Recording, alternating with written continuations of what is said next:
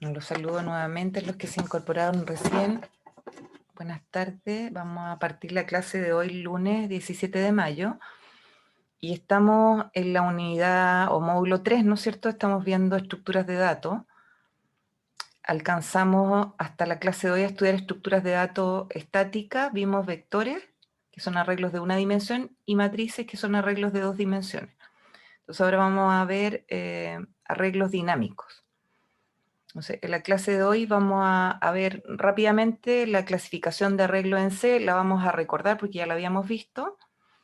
Vamos a ver qué son los arreglos dinámicos, vamos a ver el modelo de memoria, en particular nos vamos a centrar en el heap, que es un segmento de la memoria asignada a un proceso cuando se ejecuta, y vamos a ver cuáles son las funciones para reservar memoria en el heap, que son tres.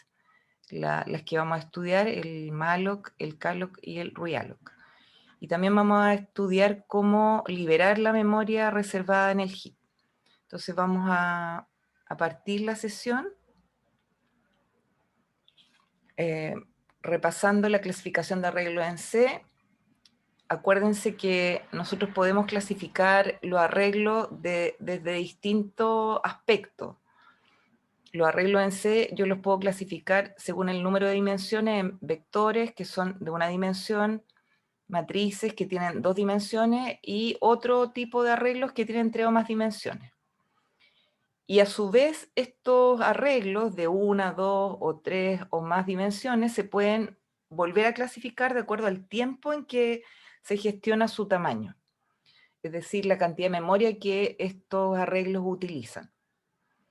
Y ahí podemos clasificarlos en estáticos y en dinámicos. Nosotros ya estudiamos los arreglos estáticos en C, vimos vectores estáticos, matrices estáticas, y nos pudimos dar cuenta que el tamaño máximo, ¿no es cierto?, de estos arreglos se establece cuando yo declaro el arreglo.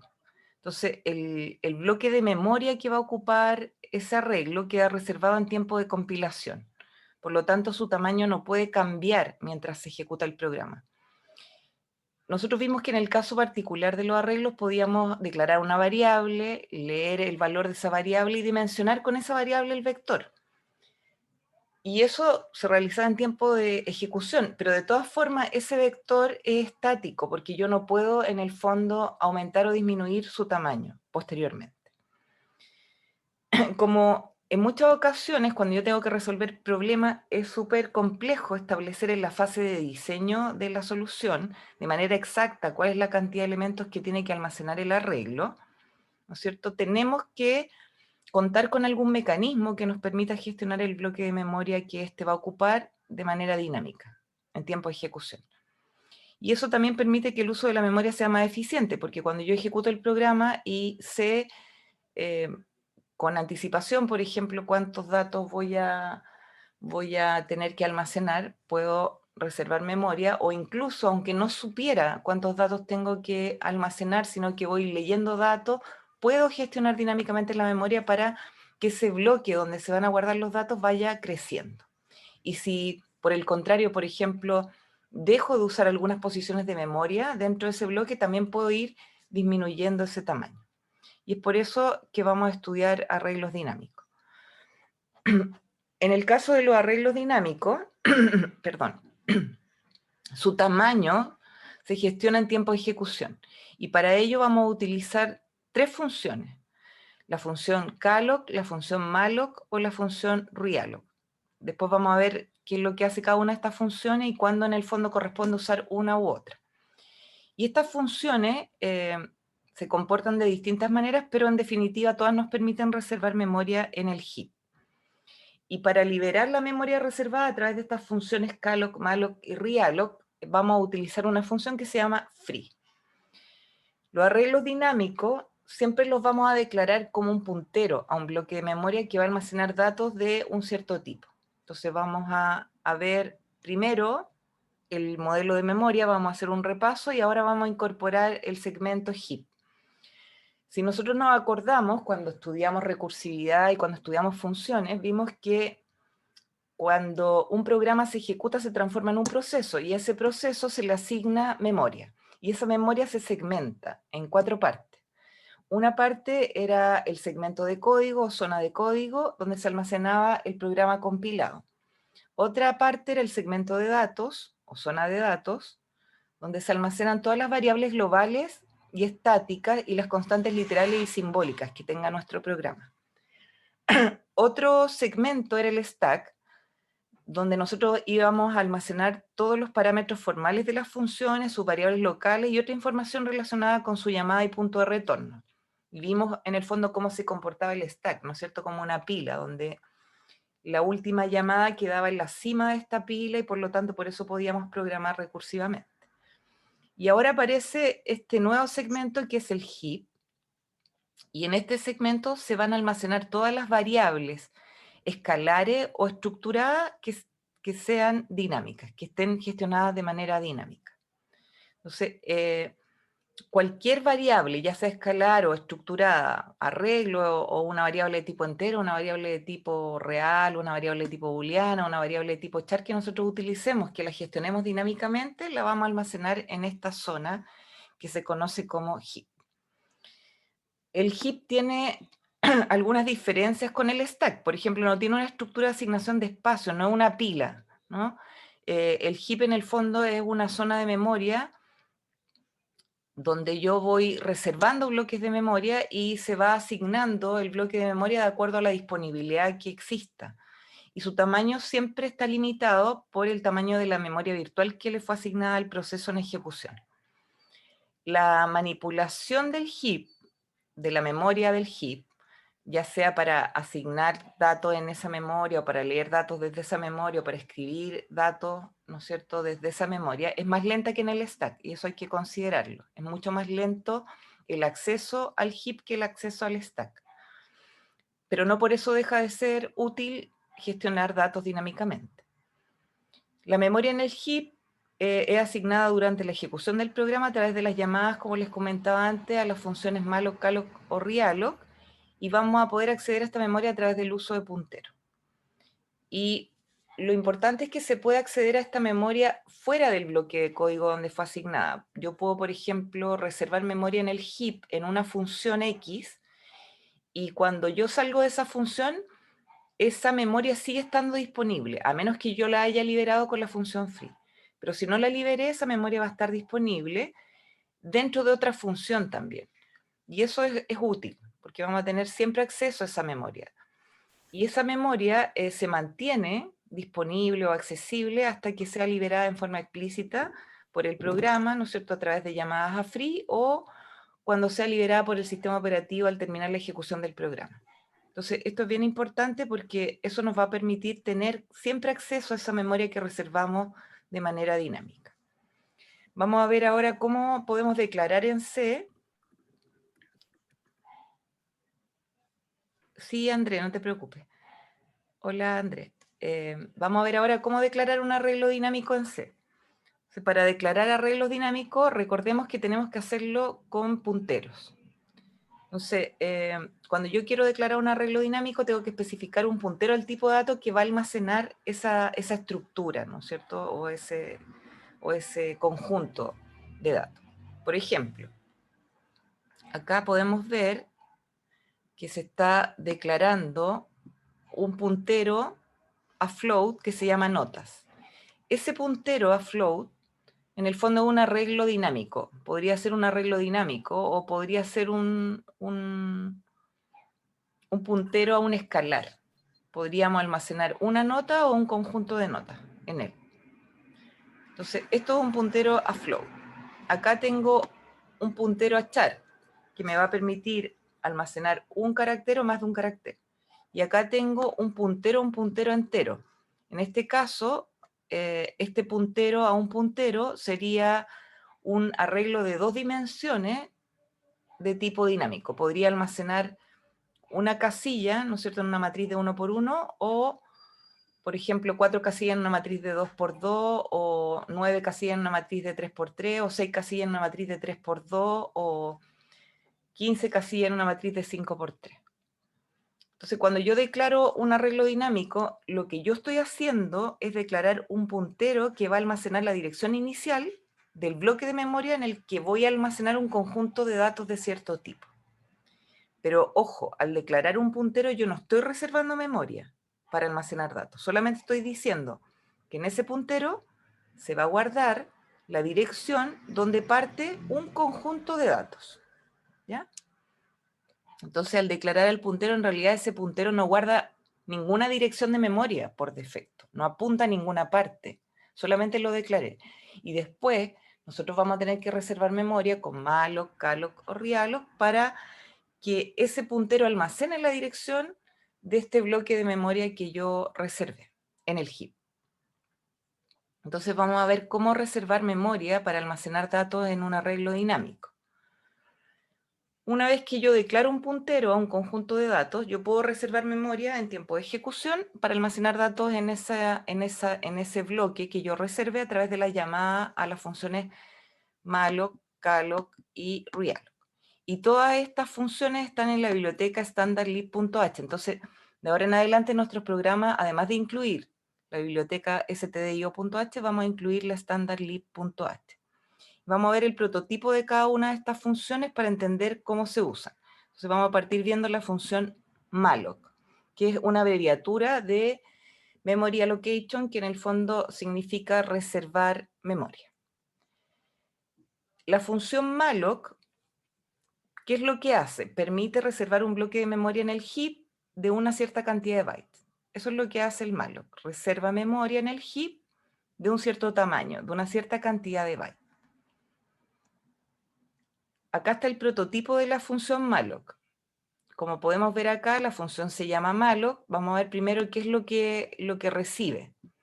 Si ustedes se fijan acá, lo que recibe es el total de bytes que yo quiero reservar. Y ese dato es de tipo size_t. Ese tipo de dato es un tipo que tiene C, que es equivalente a un unsigned long long. En el fondo es un entero largo sin signo, porque si yo quiero reservar memoria, ¿no es cierto? Voy a reservar o 1 byte, o 2 bytes, o 3 bytes, o más bytes. Nunca voy a reservar menos 2 bytes o 0 bytes. Podría reservar 0 bytes, pero no tiene sentido, pero no voy a reservar una cantidad de bytes negativos. Por lo tanto, size_t es una especie de alias para un tipo unsigned long. Entonces, una vez que yo llamo a malloc y le digo cuál es el total de bytes que yo quiero reservar, lo que retorna malloc es un puntero a void.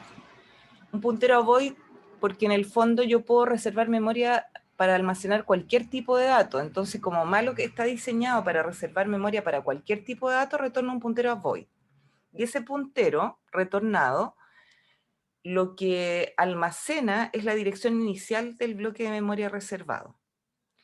O null en caso de que no exista memoria suficiente en el heap.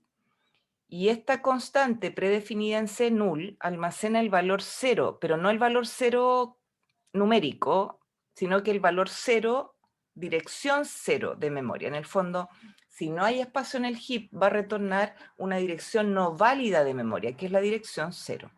Pero si hay espacio en el heap para reservar esa cantidad total de bytes, me va a decir dónde parte ese bloque de memoria que reserve. Y este puntero que retorna malo como un puntero a void, yo puedo convertirlo a través de un casting al tipo de dato al que efectivamente va a apuntar. Voy a mostrarles un ejemplo para que quede más claro del uso del malo. Supongamos que nos piden leer en tiempo de ejecución la cantidad de datos que almacenará un vector de reales para luego reservar un bloque de memoria suficiente en el heap para almacenar esos reales. Vamos a validar que existe espacio suficiente en el heap y vamos luego a poblar el vector y mostrar su contenido. El programa que les voy a mostrar ahora no es modular. Todo está programado en la función main, pero después cuando nosotros resolvamos problemas vamos a hacer la reserva de memoria a través de una función. Pero para que entiendan inicialmente cómo se reserva, puse todo en el main. Entonces vamos a ver un código donde yo estoy acá reservando memoria dinámicamente. Entonces vamos a ver el código. Aquí acuérdense que hay que incluir la biblioteca standardlib para poder usar la función malloc. Y también para poder trabajar con esta constante predefinida null, que almacena el valor 0, que hace referencia a la dirección no válida 0 de memoria. Entonces, dentro de la función main, yo aquí estoy declarando primero la talla del vector, o sea, el tamaño, y voy a leer la talla. Supongamos que me van a decir el vector almacena 10 datos, entonces voy a leer la cantidad de datos. Luego declaro un puntero a un conjunto de datos, entonces pongo float asterisco vector. Este puntero no está apuntando a ninguna dirección de memoria válida, no está apuntando a nada, no guarda ningún valor, solamente lo declaré. Y a continuación, acá en la línea 17, lo que yo estoy haciendo es a vector, que es un puntero a float, le asigno lo que retorna la función malloc. ¿Y qué es lo que retorna la función malloc? Un puntero a void, que yo lo transformo con un casting en un puntero a float, para que quede almacenado en este vector que es un puntero a float. ¿Y qué le traspaso a malloc? La cantidad de bytes que yo quiero reservar. En este caso, estoy usando un operador que se llama sizeof, que me dice cuántos bytes tiene un float. Este operador lo que hace es entregarme la cantidad de bytes que tiene un float. En este caso, un float tiene 4 bytes. Entonces, esto va a valer 4. Y eso lo voy a multiplicar por la cantidad de datos que se quieren almacenar en el vector, por la talla del vector. Supongamos que me dijeron que el vector tenía que almacenar 5 reales. Entonces, como voy a almacenar 5 reales y cada uno pesa 4 bytes, esto me va a dar 20 bytes. Y yo le voy a decir a malloc que quiero reservar 20 bytes en memoria. Malloc lo que va a hacer es llamar al sistema operativo y pedirle que reserve estos 20 bytes en memoria en el heap, que es el segmento, ¿no es cierto?, dedicado a este proceso en ejecución. Entonces, el sistema operativo va a determinar si hay 20 bytes disponibles en el heap, y si los hay, va a decir, ya, ok, los reservo estos 20 bytes, y va a retornar a través de malloc la dirección donde parte ese bloque de 20 bytes. Y esa dirección yo la voy a transformar a un puntero a float y la voy a guardar en vector. Entonces ahora vector es un puntero que apunta a ese bloque de memoria reservada. Si vector es igual a null, quiere decir que malloc no pudo reservar memoria en el heap. ¿Por qué? Porque no habían 20 bytes. Habían menos o no habían.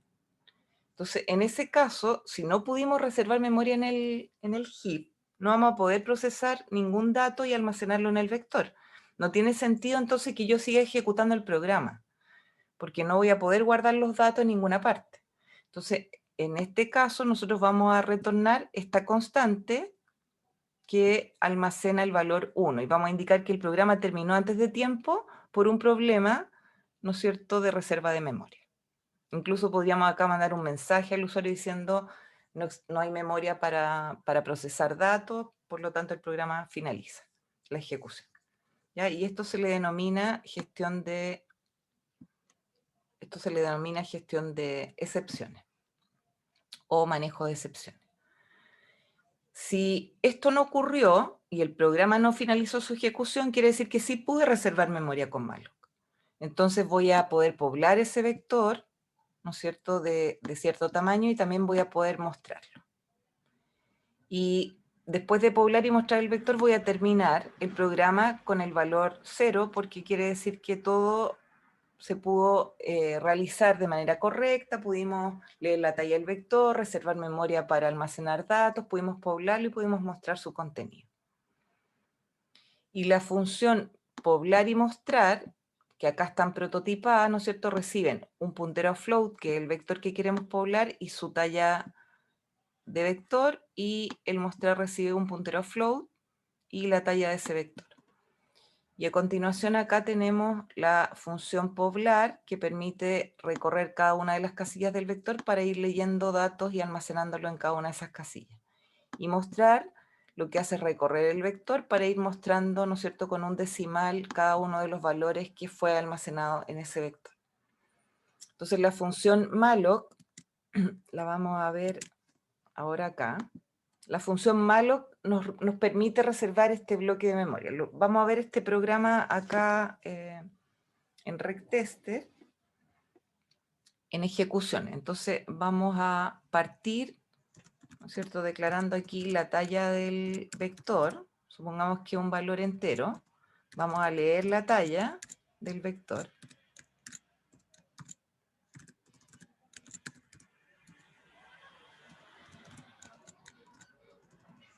Y una vez que leo la talla del vector, voy a declarar un puntero a float. Este va a ser mi vector. Entonces le vamos a llamar acá vector. Pero en realidad acuérdense que es un puntero a float. No almacena ninguna dirección. Eventualmente, si ustedes quieren, lo pueden inicializar en null como para indicar que no está apuntando a ninguna dirección válida. Y una vez que leo la talla del vector, lo voy a dimensionar. Entonces a vector le voy a asignar lo que retorna malloc. Le voy a decir cuántos bytes quiero reservar. Acuérdense que para eso usamos el operador sizeof, para saber cuántos bytes tiene un float, y eso lo multiplicamos por la talla del vector, porque necesitamos 4 bytes por la cantidad de casillas que va a tener ese vector. Y esto retorna un puntero a void, que yo lo voy a transformar en un puntero a float. Le voy a hacer un casting. Esto es un casting. Y luego siempre tengo que ver si es que se pudo o no reservar memoria. Entonces, si esto es igual a null, vamos a retornar el valor 1, ¿no es cierto? O la constante que almacena ese valor. Cualquiera de las dos cosas. Y aquí acuérdense que hay que incluir la biblioteca standard_lib para poder usar la constante null y la función malloc. Y si no, aquí podría yo poner si no, pero no tiene sentido poner si no porque esto, acuérdense que finaliza la ejecución de la función main. Entonces, nada de lo que está después se ejecutaría si eso ocurriera. Entonces, no es necesario poner else. De hecho, no es una buena práctica porque no tiene ningún sentido. Entonces, si pasamos este filtro, lo que vamos a hacer es poblar el vector con datos, y la cantidad de datos va a estar en talla vector. Y luego vamos a mostrar el vector con sus datos. Y ahí tenemos ya nuestro primer programa usando malloc de ejemplo. Y aquí vamos a prototipar la función poblar. Acá vamos a poner que recibimos un puntero a float. Y ahora sí vamos a trabajar solamente con puntero a float, no con la notación de los corchetes. Ya no vamos a usar, por ejemplo, aquí corchetes o corchetes con un tamaño. Vamos a usar directamente un puntero, porque eso es lo que vamos a empezar a trabajar ahora, solamente con punteros a un conjunto de datos. Y aquí es la talla.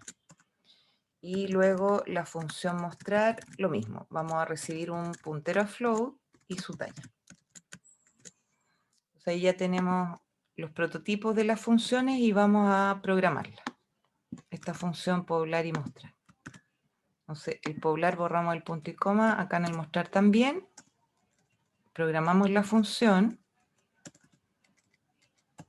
Acá tenemos que darle un nombre al puntero, le pueden llamar vector y a su tamaño n, por ejemplo, y vamos a recorrer cada una de las posiciones de ese vector para guardar datos que nos ingresan.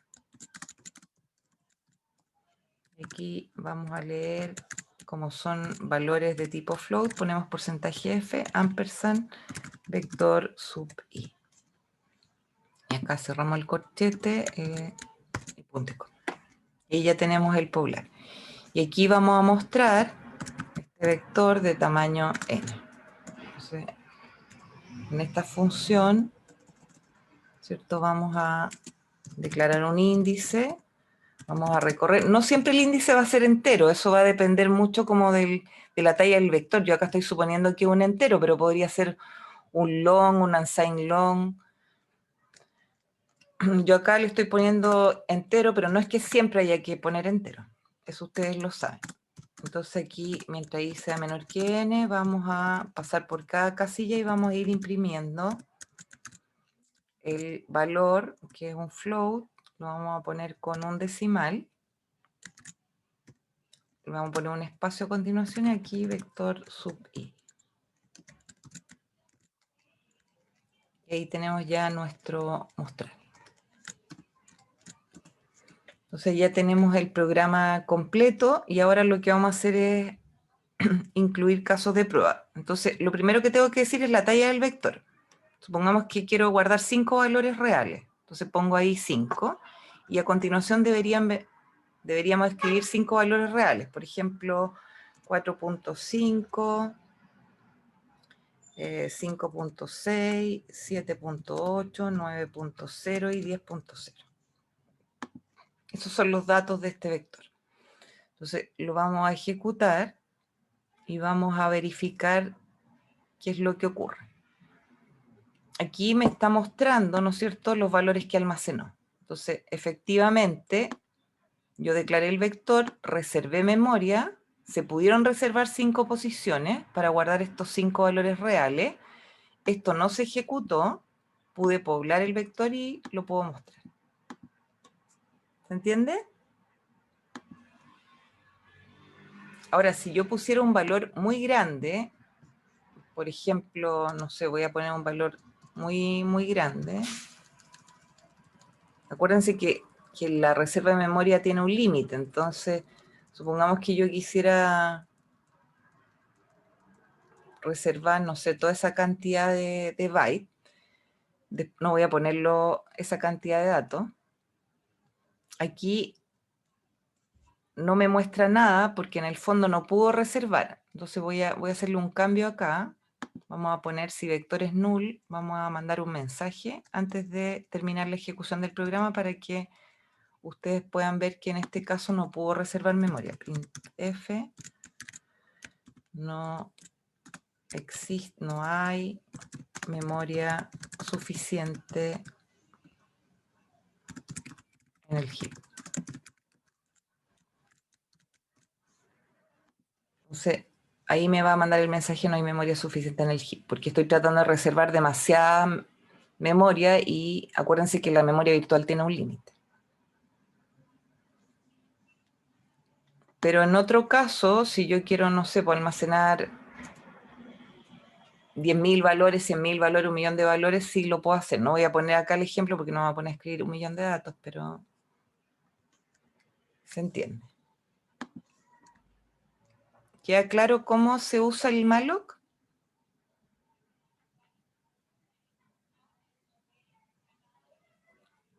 ¿O alguien tiene alguna pregunta? Ya. Vamos a ver ahora, en el caso del malloc, un ejercicio de ejemplo. Entonces vamos a ir a la guía del módulo 3, el lambda. Yo voy a activar la edición y vamos a ver la guía formativa número 3 del módulo 3. Entonces lo voy a mostrar. Ahí está la guía. Aquí está. Entonces vamos a entrar a la guía y vamos a hacer el primer ejercicio. Voy a comenzar una nueva previsualización. Y vamos a hacer este primer ejercicio que se llama Caminando Voy, que es un ejercicio donde tenemos que usar el malloc, ¿ya? En el ejercicio 2 vamos a utilizar el realloc, y en el ejercicio 3 vamos a usar el malloc, pero con matrices, y el realloc. Hoy día no vamos a alcanzar a hacer los 3 ejercicios, pero es para que vamos a ir viendo la materia y un ejemplo. Entonces vamos a partir viendo este ejercicio que se llama Caminando Voy. Lo vamos a leer. Dice: con la llegada del buen tiempo, el grupo de senderistas Caminando Voy quiere preparar una serie de excursiones por la Sierra de Madrid. Las excursiones deben ser aptas para todos los socios. Hay un numeroso grupo, dice, de jubilados y otros niños de corta edad. Entonces, que las excursiones sean aptas nos lo van a explicar ahora. En concreto, se requiere que las cuestas arriba, o sea, cuando van subiendo estos senderistas, una cuesta no se haga demasiado penosa, ¿ya? O no haya que hacer demasiado esfuerzo. Para cada excursión se ha confeccionado un perfil de desniveles, consistente en una secuencia de cotas de altura, valores enteros no negativos. Las cuestas arriba se corresponden con segmentos estrictamente crecientes, donde uno tiene que ascender, ¿no es cierto? Un cerro, por ejemplo. Y el desnivel de una cuesta será la diferencia entre su cota más alta y su cota más baja. Una excursión se considerará apta si en todas las cuestas arriba el desnivel no supera un cierto valor estipulado D, que es un valor mayor o igual a 0. Pero puede ser cualquier valor mayor o igual a 0.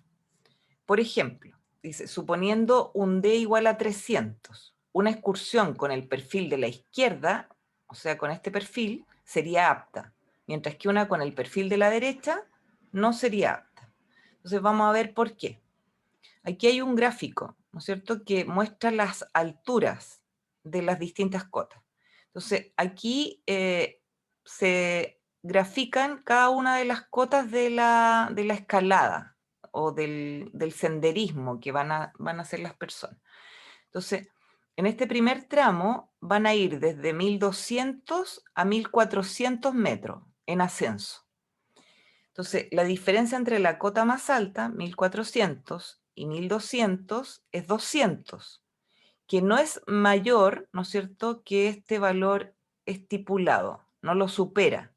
Por lo tanto, no habría problema de que este grupo de personas, que puede incluir jubilados o niños de corta edad, haga ese senderismo.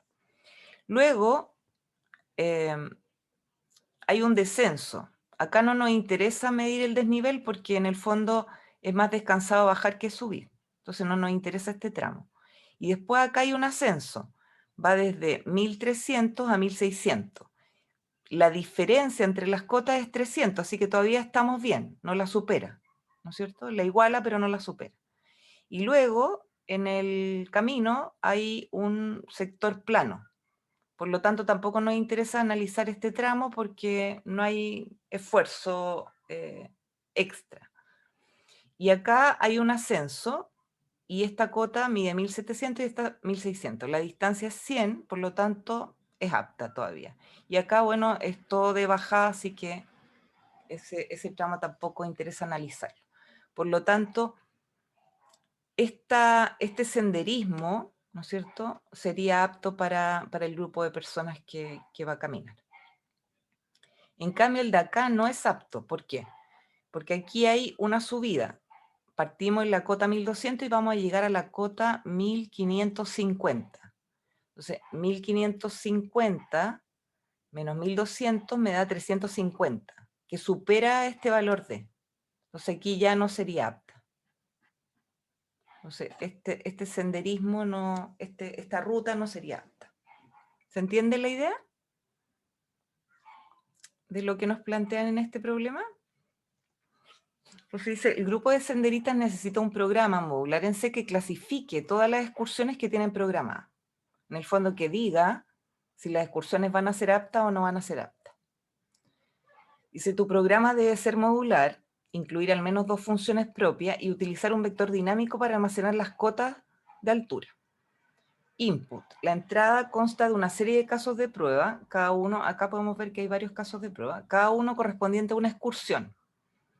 Cada caso de prueba ocupa 2 líneas. Este es un caso de prueba, este sería otro caso de prueba y este sería otro caso de prueba. En la primera línea, en esta primera línea, aparecen 2 números separados por un espacio. Primero el desnivel máximo permitido, que sería el valor de D, que va a estar siempre entre 0 y 1 millón. Y acá el número de cotas de altura que forman la excursión. Y el número n va a ser un valor mayor o igual a 1. O sea, puede ser un valor muy grande, eventualmente. Y en la segunda línea van a estar las n cotas, que van a ser números entre 0 y 1 millón separadas por un espacio. Entonces, una vez que yo lea todos estos casos de prueba, voy a indicar si esa excursión es apta o no es apta. En este caso es apta. En este segundo caso de prueba, aquí tengo el valor de D, en la cantidad de cotas, la altura de cada cota, y esa excursión no es apta. Y en este último caso tengo la distancia D, el número de cotas, la altura de cada cota, y en este caso esa excursión es apta. Y ahí termina el programa. ¿Por qué? Porque después me ingresan, ¿no es cierto?, unos valores igual a 0, dice los casos de prueba terminan cuando se ingresa un valor D igual a 0 y un valor n igual a 0. Entonces ahí termina la lectura de datos. Y para cada caso de prueba en el output vamos a ir mostrando si la excursión es o no exacta. Entonces lo vamos a empezar a resolver para que vean cómo acá tenemos que gestionar el vector dinámicamente. Aquí, a pesar de que me dicen cuál es el número de cotas, la idea es que no definamos el vector y le pongamos el tamaño n, sino que reservemos memoria en el heap, ¿ya? Entonces vamos aquí a incluir nuestras bibliotecas. Vamos a incluir stdio.h. Voy a aumentar un poco el tamaño de esto para que lo vean mejor. Y también standardlib.h porque tenemos que usar malloc. Y luego también voy a incluir standardbool porque tenemos que retornar un valor de verdad para decir si la excursión es apta o no es apta.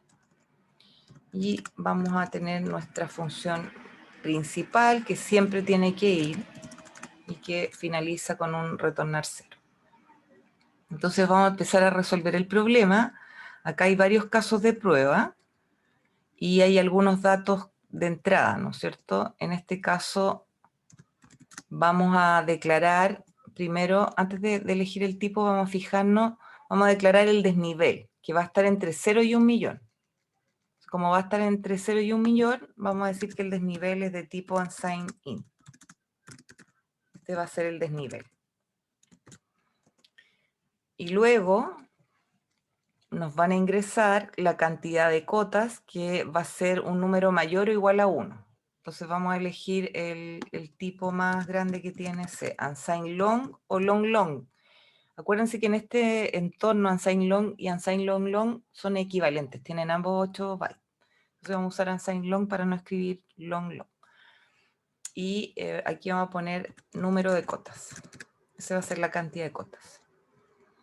¿Ya? Y luego tenemos que almacenar cada una de esas cotas en un vector. Y cada una de esas cotas va a tener un valor que está entre 0 y 1 millón. Entonces, vamos a definir un vector de tipo unsigned int asterisco, un vector para guardar las cotas, vector de cotas.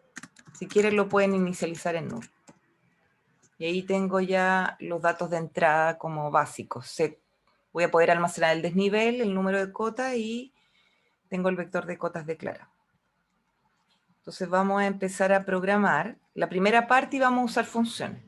Entonces, como son varios casos de prueba, vamos a usar el do while. Y aquí vamos a usar un do while true.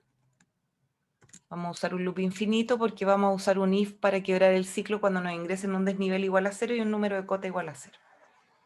Entonces partimos leyendo los datos iniciales, que serían, en este caso, el desnivel y el número de cotas. Entonces los leemos.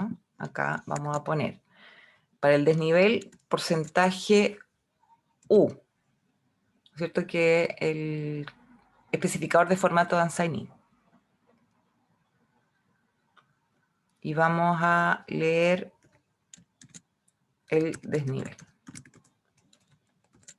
Y luego vamos a leer el número de cotas, que sería porcentaje. ¿Cuál sería el especificador de formato para unsigned long? ¿Se acuerdan? ¿Cuál sería?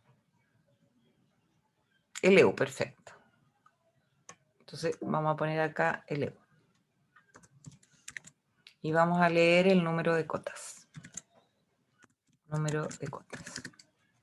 Entonces ahí ya leí los dos datos y ahora vamos a preguntar si el desnivel es 0. Si el desnivel es 0 y también se cumple, ¿no es cierto?, que el número de cotas es 0,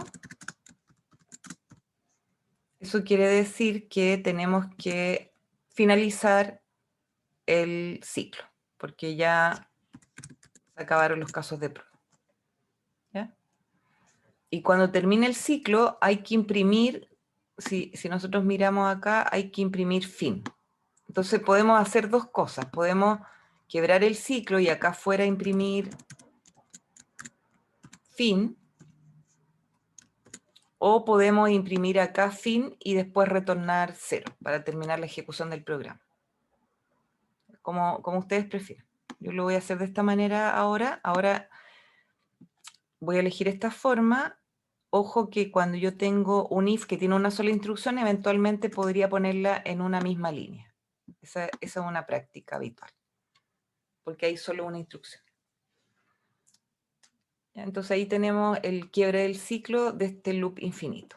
Aquí ustedes igual podrían poner mientras el desnivel sea distinto de 0, ¿no es cierto? O el número de cotas sea distinto de 0, continuar, pero no tiene mucho sentido evaluar, hacer tantas preguntas, hacer que el computador trabaje haciendo tantas preguntas si acá estamos utilizando esto para quebrar. Sobre todo,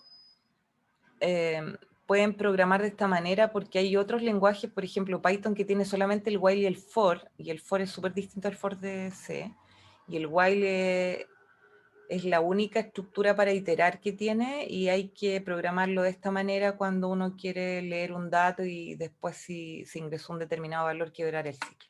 Entonces esto les va a permitir después programar en distintos lenguajes que tienen menos estructuras de control iterativo. Entonces, si el desnivel es 0 y el número de cota es 0, quebramos el ciclo e imprimimos fin. Si no, quiere decir que tenemos que procesar, ¿no es cierto?, las cotas. Entonces, antes de leer los datos que vienen a continuación, antes de leerlos, voy a achicar esto un poquitito solamente para mostrarles. Antes de leer estos datos, tenemos que reservar memoria para el vector. Entonces, lo vamos a hacer, pero no aquí. Les voy a mostrar cómo reservo memoria llamando a una función. Entonces, el vector de cotas, que es un puntero null, le voy a asignar lo que retorne el reservar memoria. Y reservar memoria lo que va a recibir es la cantidad de cotas que tenemos que almacenar. ¿Para qué? Para que sepa en el fondo cuántas posiciones de memoria debe reservar. Entonces le vamos a poner reservar memoria num cota. Y una vez que reservé memoria tengo que validar si se pudo reservar. Entonces vamos a poner si vector cotas es igual a null. Acuérdense que en este caso yo debería mandar un mensaje diciendo no hay memoria en el heap y finalizar la ejecución del programa. Entonces nosotros no vamos a mandar un mensaje porque estamos en Lambda, donde en este cuestionario la ejecución del programa en modo no interactivo. Estamos como leyendo datos desde un archivo de entrada. Entonces aquí sencillamente vamos a terminar la ejecución del programa con el valor 1. ¿Por qué con el valor 1? Para indicar que en el fondo terminamos antes de tiempo. No alcanzamos a hacer lo que teníamos que hacer. Tuvimos que terminar porque no había memoria para guardar los datos. Y si esto no se cumple, voy a continuar ejecutando y vamos a poblar el vector de cotas, que ya fue dimensionado, ya se reservó memoria para guardar datos en él, que tiene un cierto número de cotas. Entonces ahí vamos a poblar el vector, vamos a leer los datos, los vamos a almacenar y después vamos a ver, después de que almacenemos todos los datos, vamos a procesar el vector para ver si esa excursión era apta o no era apta. Entonces aquí vamos a preguntar if es apta, vamos a llamar una función que haga eso.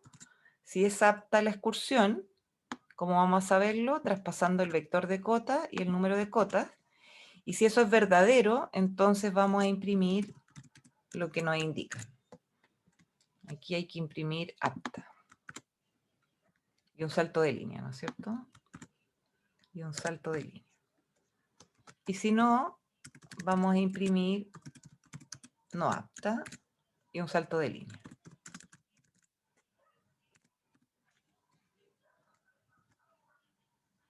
Y ahí ya tenemos listo como el esqueleto del programa. Definimos el desnivel, el número de cota, inicializamos este puntero en null, iteramos, leemos el desnivel, el número de cotas, si son ambos igual a 0 termina el ciclo y imprimimos fin. Si no, reservamos memoria. Si no pudimos reservar memoria, terminamos la ejecución del programa poblamos el vector de cotas, verificamos si es apta la excursión, imprimimos apta, si no imprimimos no apta y continuamos la siguiente iteración hasta que ya no nos ingresen más datos de entrada. ¿Hasta acá queda claro o hay alguna pregunta? Porque ahora lo que tenemos que hacer es, como estamos aplicando enfoque de diseño descendente, es programar cada una de las funciones que aparecieron. La función reservar memoria, la función poblar y la función exacta.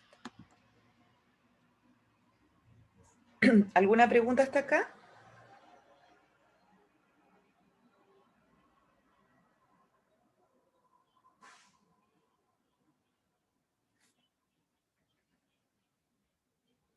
Ya, no por ahora.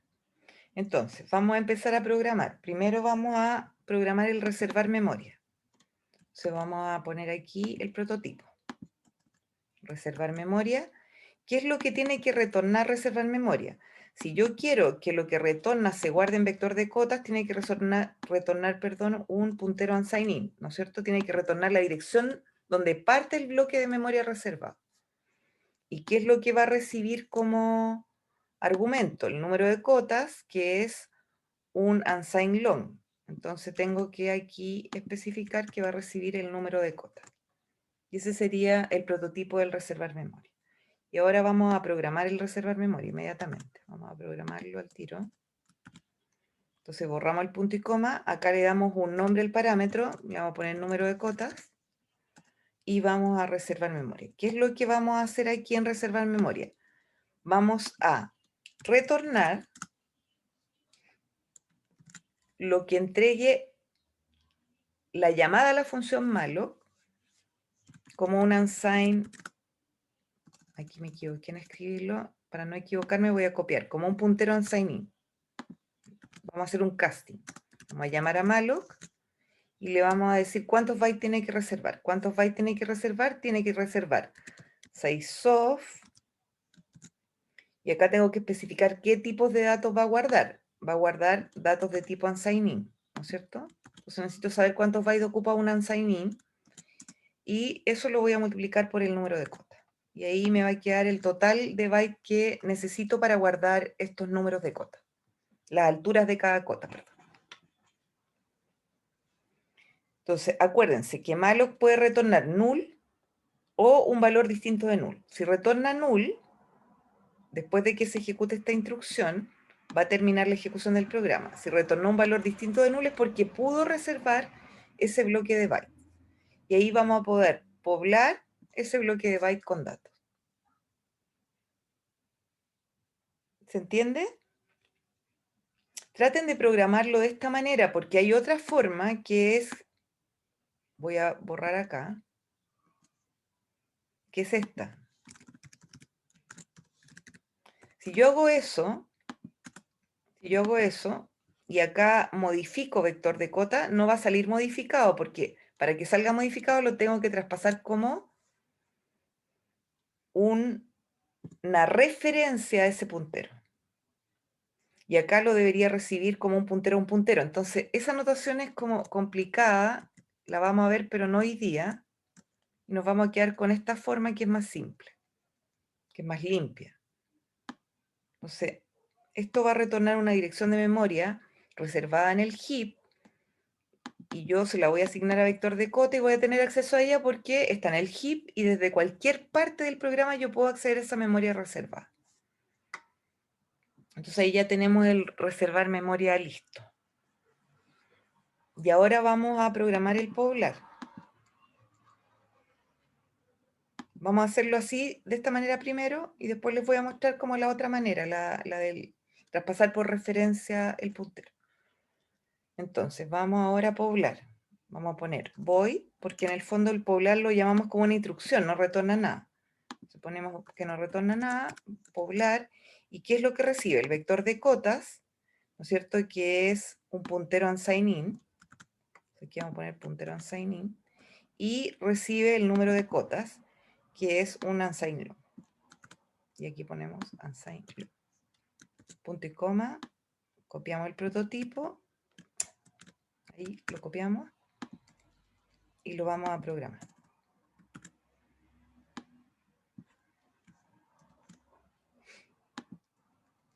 Entonces borramos aquí el punto y coma, acá le damos nombre al vector, vector cotas, y acá número de cotas,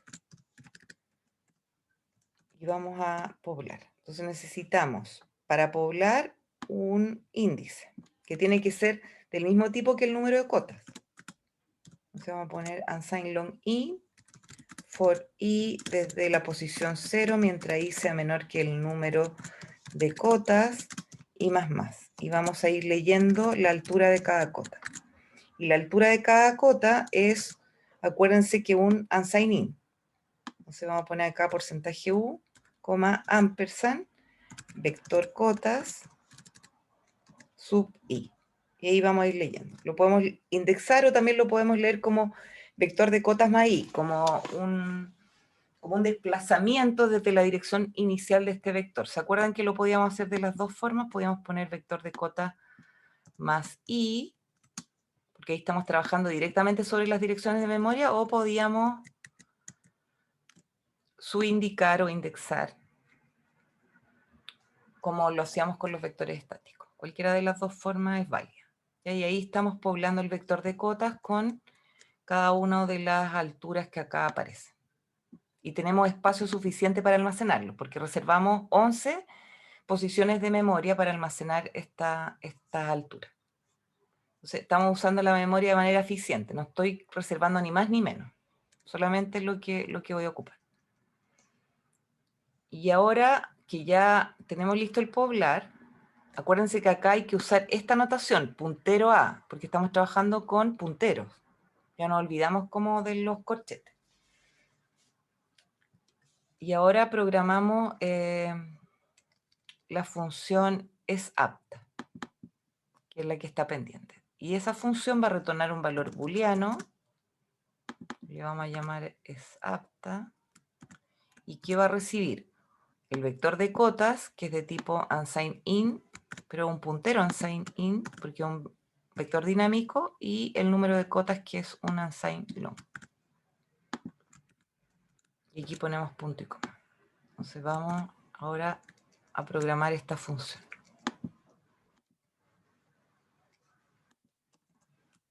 Aquí le borramos el punto y coma y le damos un nombre al vector, vector cotas, y acá num cotas.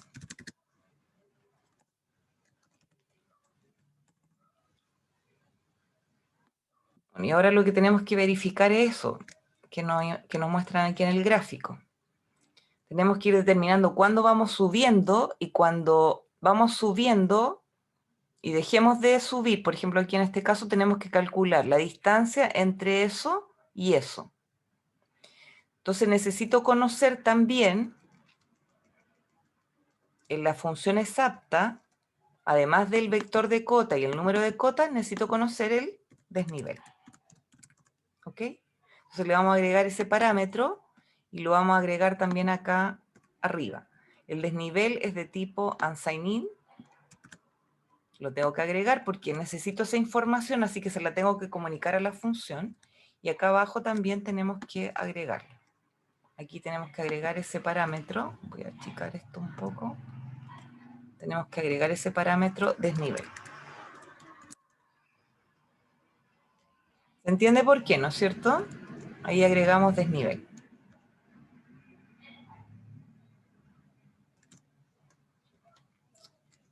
Necesito esa información. Y no podemos usar variables globales porque es una mala práctica. Entonces, no pongan en la prueba desnivel, por ejemplo, como una variable global para que tengan acceso desde las funciones SAP. Tendrían que traspasarlo como un parámetro. Y ahora sí podemos hacer lo que tenemos que hacer. Podemos ir viendo si es que estoy subiendo, y cuando ya termino de subir tengo que ver si la distancia entre esa altura y esa altura no supera al desnivel. Y después sigo analizando. Entonces, para poder hacer eso, necesitamos algunas variables locales, además de los parámetros que nos traspasaron. ¿Cómo lo programarían?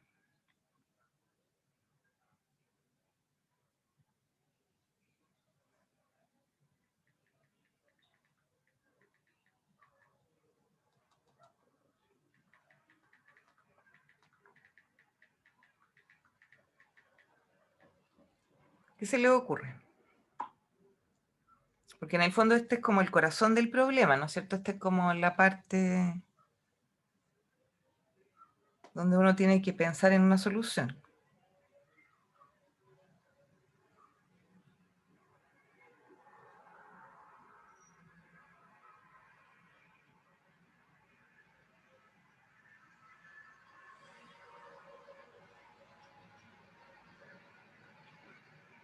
Ya, con un for. Puede ser un for o un while, ¿no es cierto, Javier? En el fondo con un ciclo, porque podemos usar cualquiera de los ciclos que proporciona el lenguaje.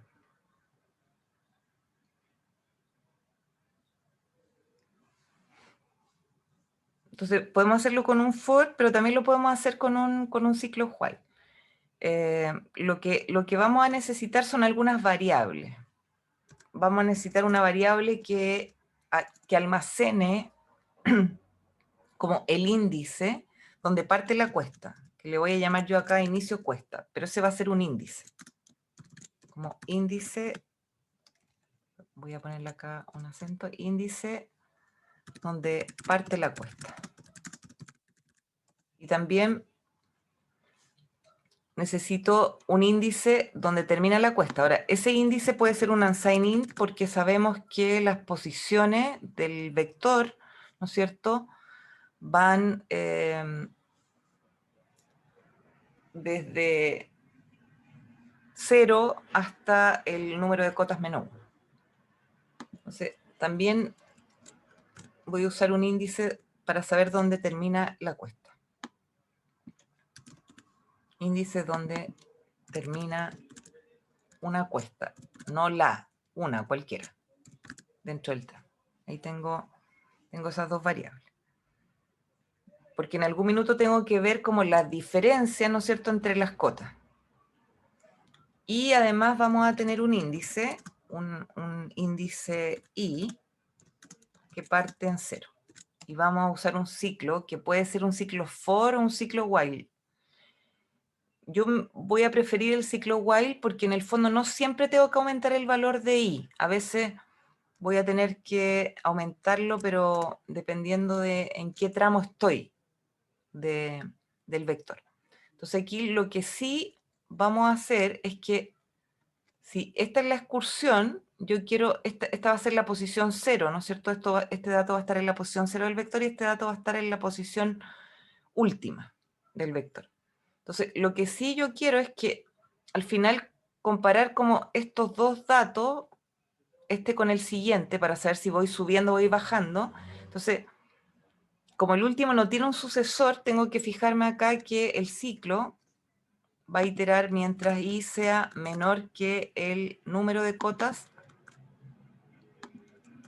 menos 1. Eso es importante porque en el fondo yo podría ir subiendo, ¿no es cierto?, en el último tramo de la excursión. No siempre voy a bajar, podría ir subiendo y no devolverme, no sé. Podría ir siempre en ascenso. Acá me muestran que siempre se devuelven, ¿no? Pero podrían seguir subiendo y quedarse donde termina la excursión. Entonces, como quiero comparar siempre uno con el siguiente, voy a considerar que el último no tiene un sucesor. Así que es importante que en ese ciclo el i sea menor que el número de cotas menos 1, porque el último no tiene sucesor.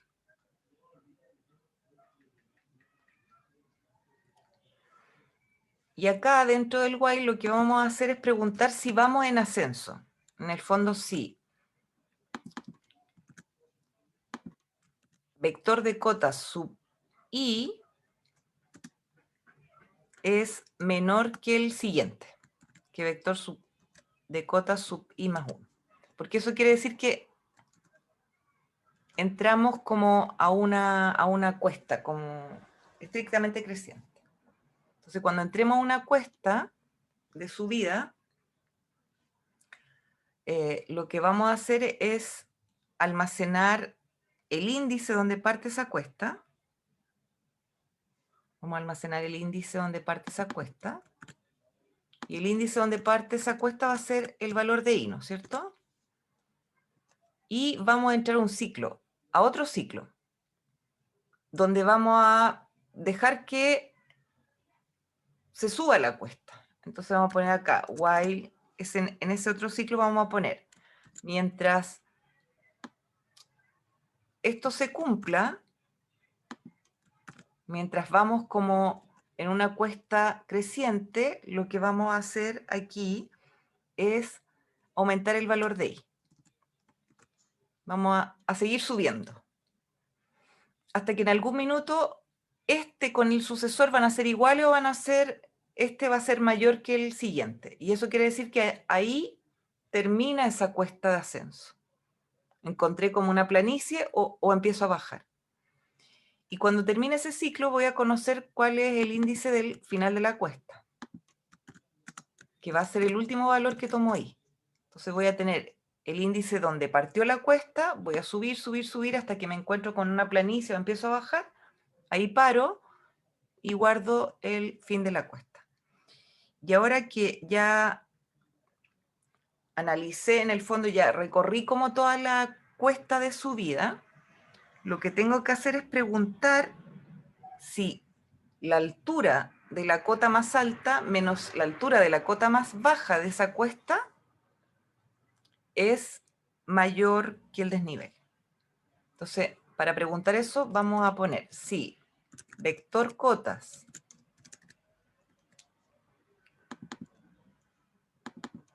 fin cuesta, ¿no es cierto? Ese sería la altura de la cota más alta, menos vector cuestas, pues no hay que ver, vector cotas,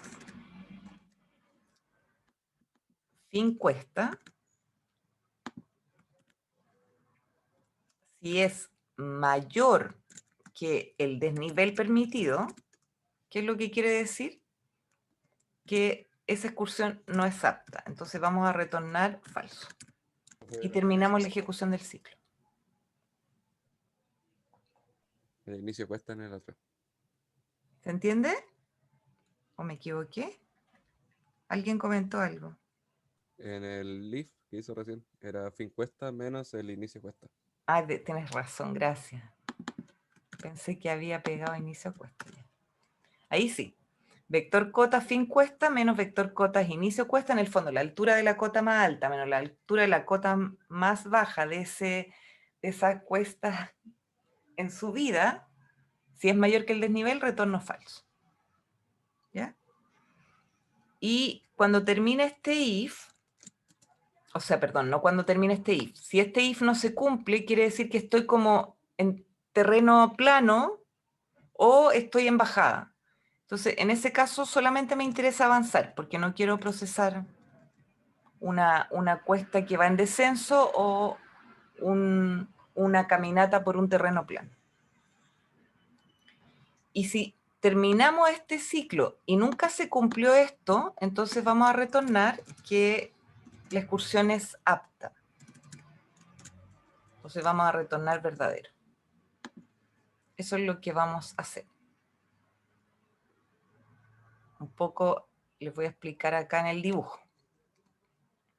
Por ejemplo, acá si esta altura es menor que la siguiente, quiere decir que estoy en ascenso, ¿no es cierto?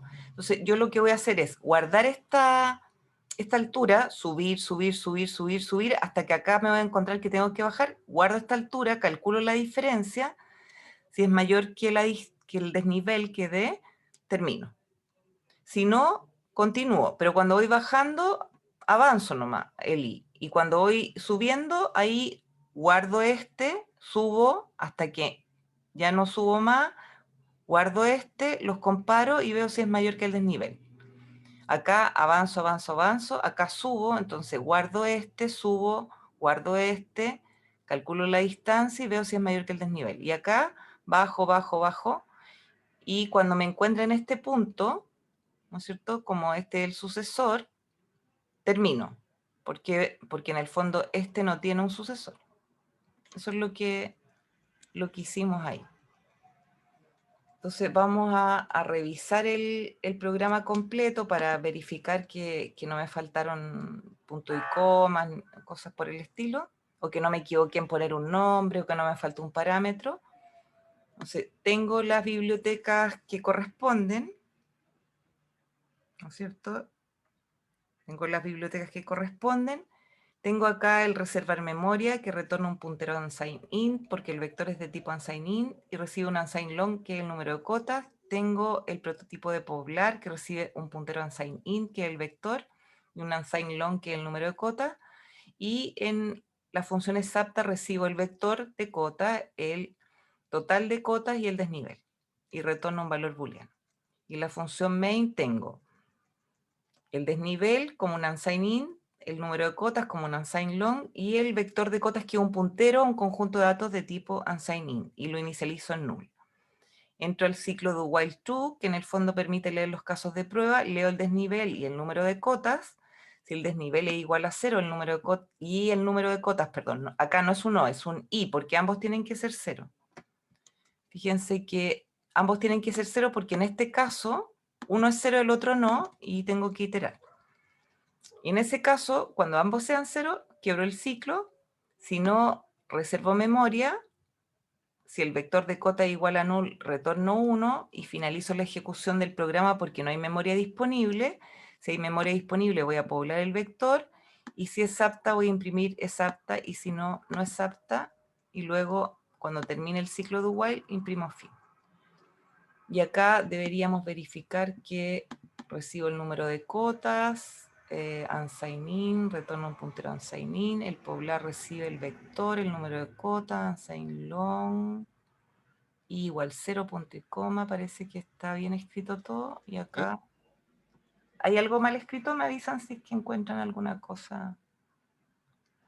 Ya, supongamos que esto está bien escrito, vamos a comprobar y vamos a verificar si pasamos los casos de prueba. Bueno, primero que todo, que se pueda traducir, ¿no es cierto? Que esté bien escrito, que no tenga errores de sintaxis. Y luego que pasamos los casos de prueba porque el programa resuelve el problema efectivamente. Aquí también podríamos haber usado un for, pero un for con la condición solamente, Javier. No, Sin... no, era de, ¿Mm? de la, del malloc, del reservar memoria, ¿Sí? siempre tiene que ser el tipo de valor, o sea, el tipo de variable, tiene que ser igual al de la regla. Justo pasó un auto, no te escuché. Perdona. Era El, que el ¿Esta? tipo de valor, sí, eso tiene ¿El que ser casting? siempre igual al... Sí, Sí, el casting siempre tiene que ser el sí. mismo de la regla. Sí, porque en el fondo tu puntero va a guardar la dirección donde hay un conjunto de datos de un cierto tipo. Entonces, una buena práctica es que yo transforme esta dirección de memoria que retorna malloc al puntero eh, del mismo tipo de datos que va a almacenar mi vector. Ahora, esto podríamos omitirlo igual. Esto es como una buena práctica, pero hay gente que no lo hace nunca y igual cuando el lenguaje, cuando tú le dices acá al lenguaje que retorne, voy a mostrarte aquí.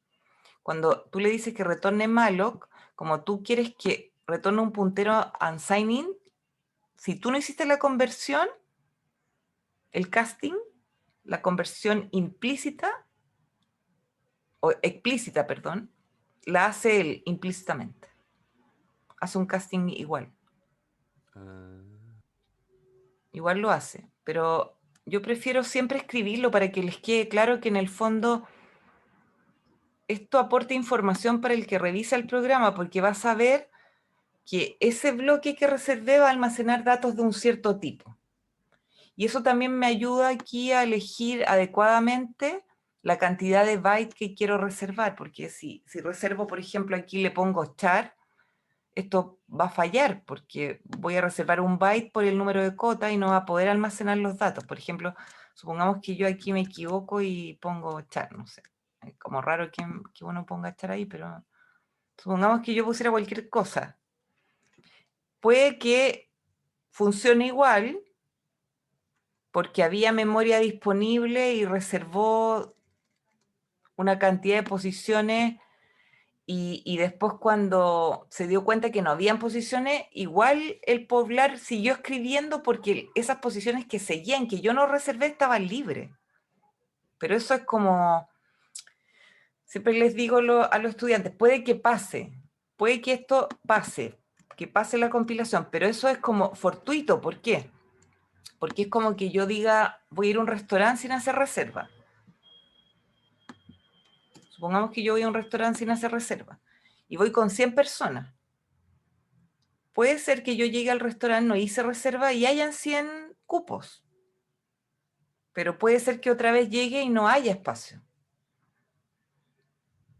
Entonces hay que acostumbrarse a fijarse bien en los tipos de datos, porque yo acá puedo poner cualquier tontera y va a funcionar porque en realidad en este programa estoy haciendo súper pocas cosas en el heap, estoy reservando memoria para un puro vector, estoy guardando datos en ese vector y después termina el programa. Pero si en un programa de verdad yo tuviera que manejar muchos vectores simultáneamente, eso no va a pasar. Puede que mi programa tenga un error de ejecución, porque voy a tener que gestionar memoria para varios vectores y puede que si yo me equivoco no haya más posiciones disponibles a continuación. En este caso habían. Y cuando hay, el sistema operativo va a tratar de que el proceso no interrumpa su ejecución. Entonces va a decir, reservó menos bytes y quiero ocupar más, pero tengo espacio, entonces lo dejo. Lo dejo que ocupe los espacios que están a continuación. Pero cuando no tenga, mi programa va a tener un error de ejecución. ¿Ya? Eso es como bien conceptual, pero es importante que lo entiendan porque a veces los programas funcionan por chiripa, porque acá nosotros los tenemos en un ambiente súper controlado. Yo puse casos de prueba para que no se consuman todo el heap, pero si hubiera puesto como casos de prueba reales, donde me consuma todo el heap con una reserva, o podría echar a correr un proceso por detrás o una función oculta acá si tuvieran que completar un programa. Por ejemplo, yo podría ejecutar una función que esté como consumiendo memoria, para que ustedes no tengan toda la memoria a su disposición. Entonces, en esos casos, que podría ser el caso de la prueba, se les va a caer el programa si es que se equivocan en el tamaño de la reserva de bloque. Les voy a compartir esta versión.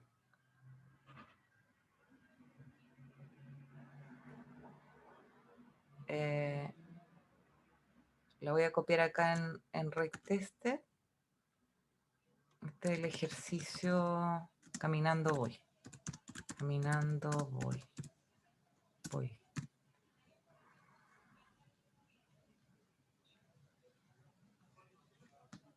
Entonces les voy a compartir este código para que lo tengan de referencia.